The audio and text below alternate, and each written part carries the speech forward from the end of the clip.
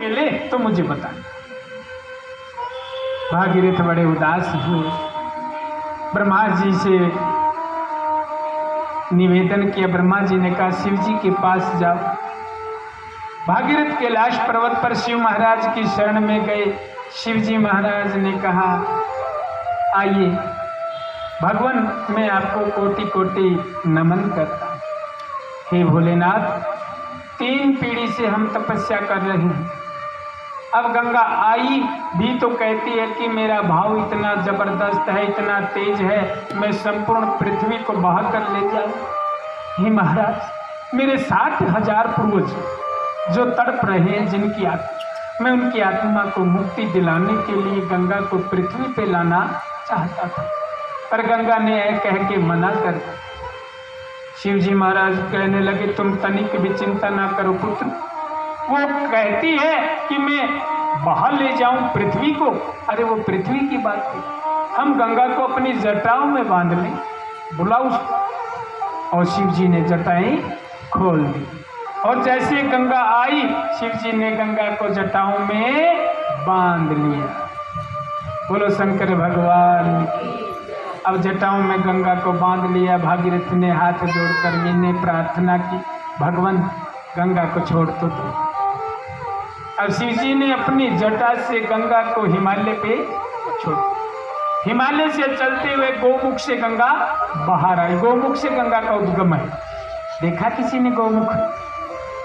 कोई नहीं गया। अच्छा, आगे आगे भागीरथ और पीछे पीछे गंगा। वहां गंगा का नाम गोमुखी पड़ गया। भागीरथ लाए तो भागीरथ ही पड़ गया।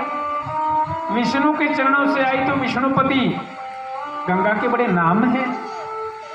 हाँ, चलते चलते आ रहे। एक जाहनु मुनि है, वो तपस्या में बैठे और जैसे गंगा आई उनकी झोपड़ी को बहा ले गई। उन्होंने मुड़ के देखा, अच्छा हमारी कुटिया को बहा लिया। जाहनु ने ओक लगाई और पूरी गंगा को पी गई।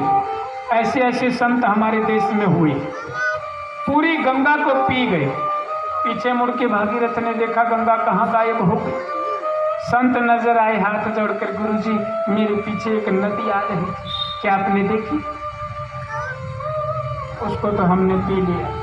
अरे महाराज, जैसे कैसे पी लिया? 3 पीढ़ी से तपस्या कर रहे हैं, हमारे पूर्वजों की आत्मा भटक रही है, महाराज कृपा करो, कृपा करो। जाहनु ने सोचा मुख से निकालूंगा, गंगा झूठी हो जाएगी। हाँ, तो कान से गंगा को बाहर निकाल दिया और यहाँ गंगा का नाम कर्णोद्वारी पड़ गया, जाह्नवी पड़ गया। आगे आगे भागीरथ और पीछे पीछे गंगा माई।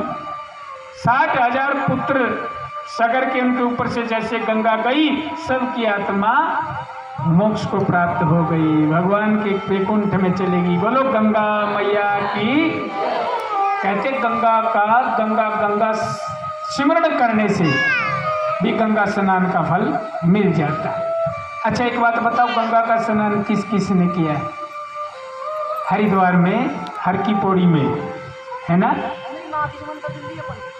बोलो गंगा मैया की।